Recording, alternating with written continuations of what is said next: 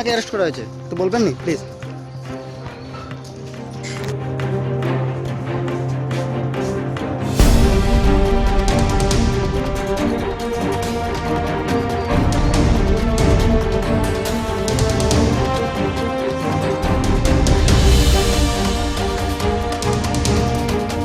কি কারণে আপনাকে অ্যারেস্ট করা হয়েছে তো বলবেন নি প্লিজ?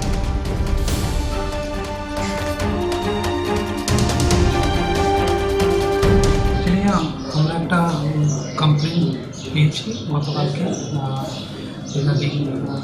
অনারেবল সিএম এবং ওনার মিসেসের ডিফেমেশনের ব্যাপারে কোন সোশ্যাল সাইটে ওই কমপ্লেনের উপর ভিত্তি করে আমরা একটা কেস রেজিস্টার করেছি কদমতলা পিএসে আন্ডার 120 469-501 সেকশন।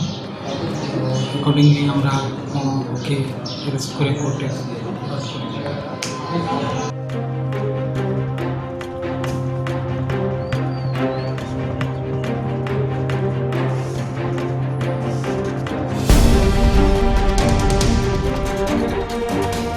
কি কারণে আপনাকে অ্যারেস্ট করা হয়েছে তো বলবেন নি প্লিজ?